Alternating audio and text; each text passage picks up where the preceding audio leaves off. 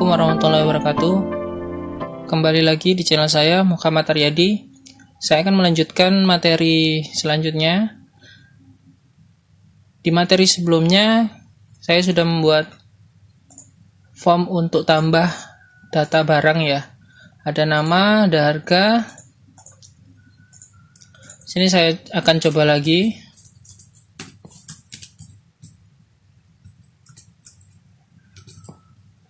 Saya simpan. Oke, sudah masuk ya datanya. Selanjutnya saya akan menjelaskan gimana proses editnya dan hapus. Sebenarnya tidak ada perbedaan yang jauh antara cara untuk tambah data sama edit datanya saja. Di query-nya kita perlu nambahkan ID. Jadi saat kita hover link edit atau link hapus, nah kawan-kawan bisa perhatikan di pojok kiri bawah di sebelah sini, ini ada parameter namanya ID sama dengan 1. Nah kalau saya pindah ke data yang kedua, ada parameter ID dengan hasilnya 2, ini ada 3 dan seterusnya.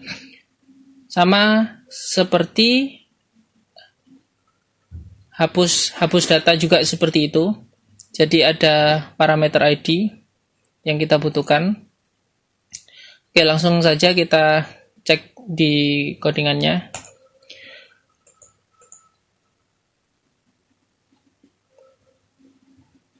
Kita akan lihat di edit. Nah ini pertama kita lihat di barang ID dulu, di barang list barang dulu ya.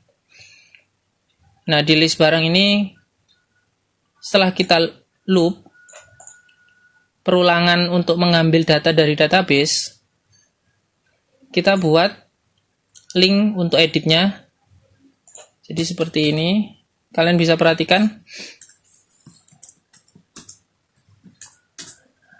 Nah, parameter ID tadi yang berubah, kita ambil dari row ID barang ini.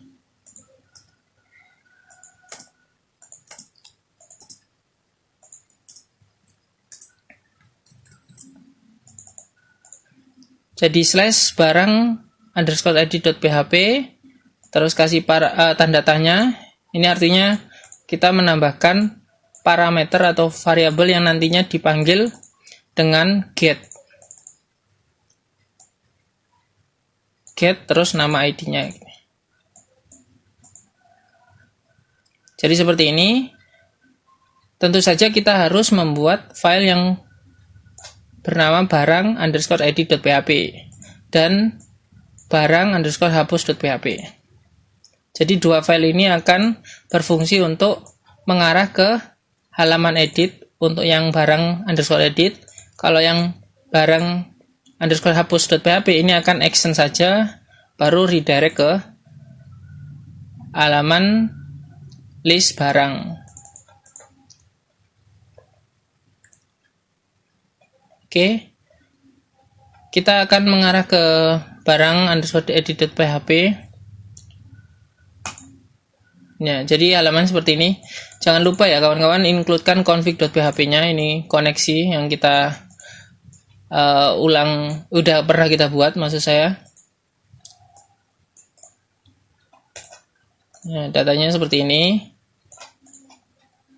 Oke, untuk memanggil parameter yang kita kirim di file barang underscore edit, kita manggilnya, pertama kita cek dulu apakah ada variabel yang bernama get, variabel yang tipe get namanya ID.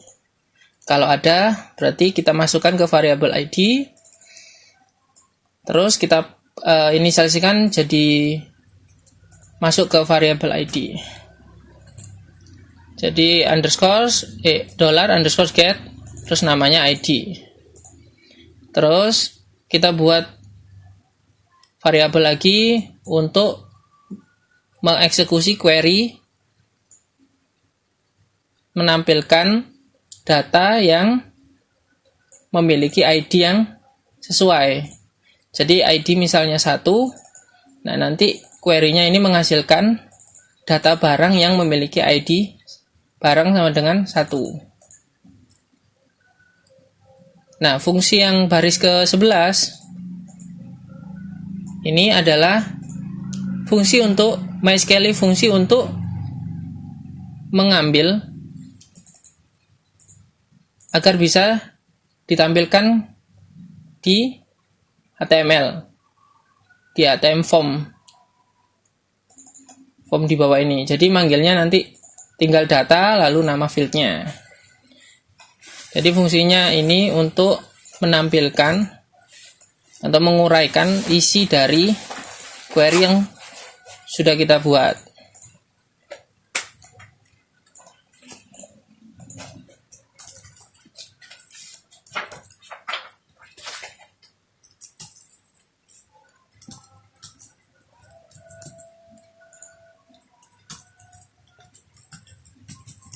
Saya kasih keterangan dokumentasinya.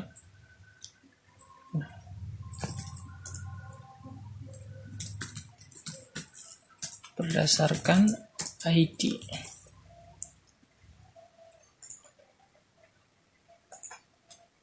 Nah, setelah kita menyelesaikan ini, baris dari 6 sampai ke 12, kita langsung saja tampilkan ke form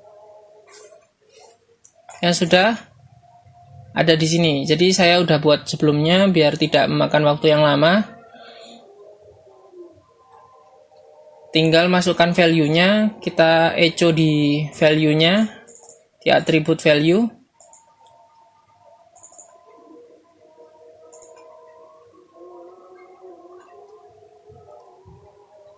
Udah, kalau misalnya kita coba cek, kita edit. Nah, ini kan tampil value-nya.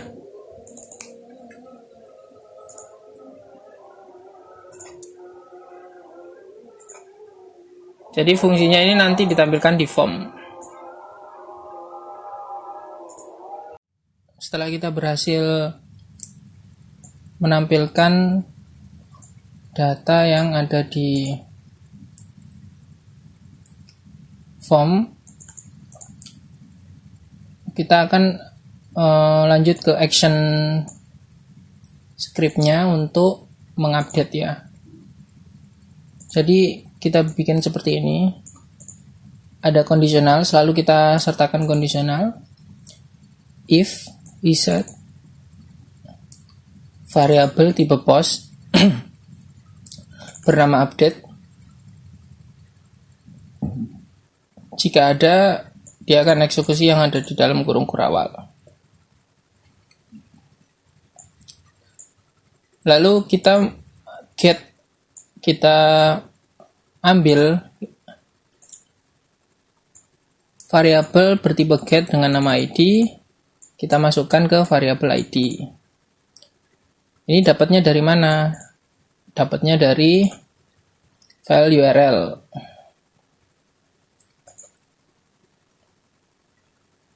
Nah, ini parameternya yang sudah kita inisialisasi.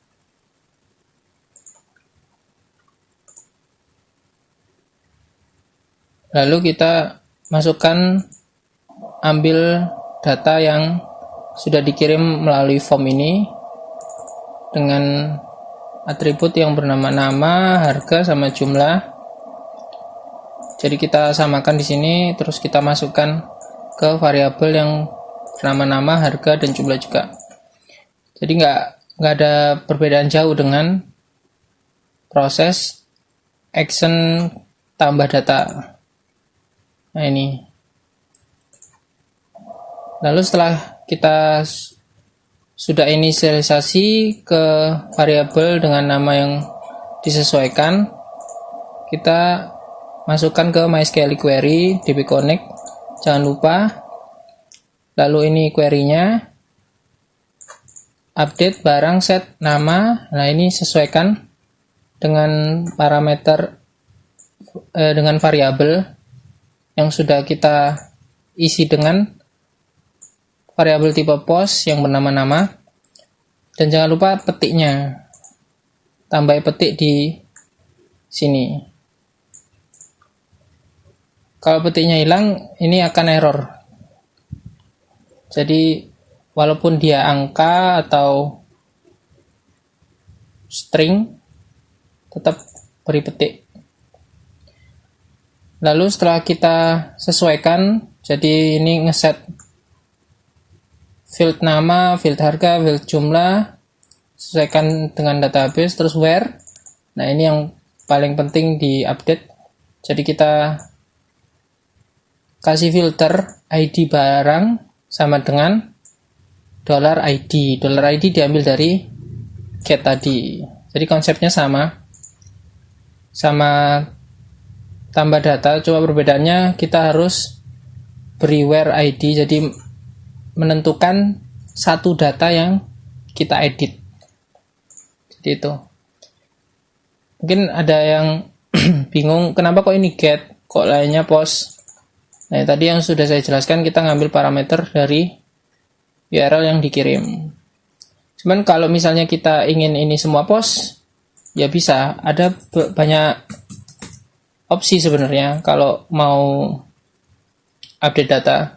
Kalau kita ganti post, berarti kita tambahkan di sini, kita kirim dengan inputan post juga. Input. Nah, ini tipenya hidden, jadi biar nggak muncul. Terus name-nya, ID, value-nya. Nah, kita ambil yang sudah dikirim, misalnya tadi get, atau kita langsung nembak ini ID gini. Nah, ini sama saja, cuman untuk sekarang kita pakai yang get aja. Jadi saya kembalikan kodenya. Oke, udah. Setelah MySQL query di baris ini, kita lanjut ke header location, jadi mengarah ke barang.php listnya. Oke, langsung saja kita uji coba ya. Balik dulu, kita edit. Ini stoknya 21, misalnya 30, kita perbarui. Oke, udah berhasil. Jadi seperti ini. Misalnya ini 120, kita jadi 150.000.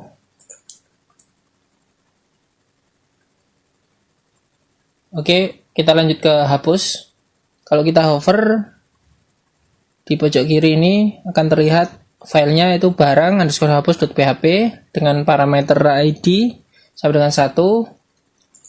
Kita langsung ke barang_hapus.php. Nah, ini scriptnya cukup sederhana, cuma sedikit, jadi jangan lupa include config.php-nya. Lalu set, kita kondisionalkan, kita cek dulu apakah ada variabel yang bertipe get terus bernama ID. Oh, ada, berarti dia akan eksekusi yang ada di kurung kurawal. Lalu kita masukkan variabel yang tipe get ke variabel ID. Lalu eksekusi MySQL query-nya, ini DB connect-nya jangan lupa. Terus ini query-nya delete from barang where ID barang sama dengan ini $ID. Oke, langsung ke header location barang.php. Setelah ini kita langsung cek aja. Kita cek tambah satu barang dulu ya, air mineral, harga 2000, jumlahnya 30. Kita simpan.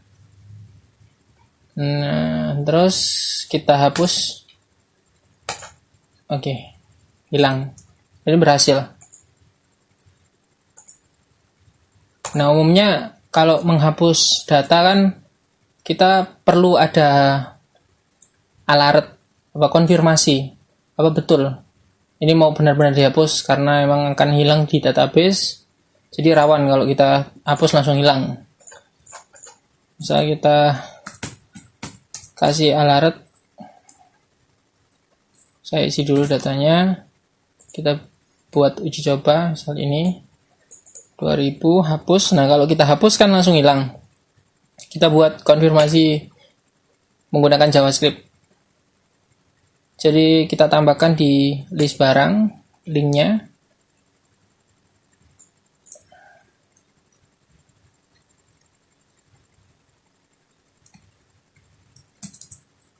Nah, jadi on click sama dengan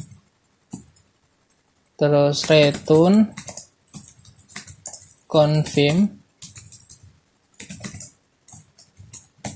apakah Anda yakin ini. Kita refresh, kita hapus. Nah, ini keluar. Kita cancel, tidak langsung dieksekusi scriptnya. Kalau kita hapus terus kita oke, nah langsung hilang. Jadi seperti itu. Oke, ini sudah semua ya, dasar-dasar untuk membuat modul barang. Nanti kita explore lebih jauh lagi untuk ke episode yang selanjutnya. Mungkin saya akan jelaskan menambahkan notifikasi. Jadi seperti di ini, di Get Bootstrap ada komponen yang bernama alert. Kita akan nambahkan ini agar lebih cantik. Nanti terlihat, oh data udah benar ada ditambahkan, atau data udah diedit, diperbarui, atau data udah dihapus. Jadi itu saja yang bisa saya sampaikan untuk episode kali ini. Jika kawan-kawan merasa ini bermanfaat, silakan dibagikan ke kawan, ke teman, sahabat yang ingin belajar bahasa pemrograman PHP. Jangan dibagikan ke yang sudah pro, karena ini masih dasar sekali. Oke, jangan lupa subscribe untuk updatean dari saya yang terbaru, kelanjutan dari episode ini. Dan jangan lupa klik like dan komen jika ada masukan, komentar, atau apresiasi dari kalian. Terima kasih sebelumnya. Wassalamualaikum warahmatullahi wabarakatuh. Salam Bootstrap.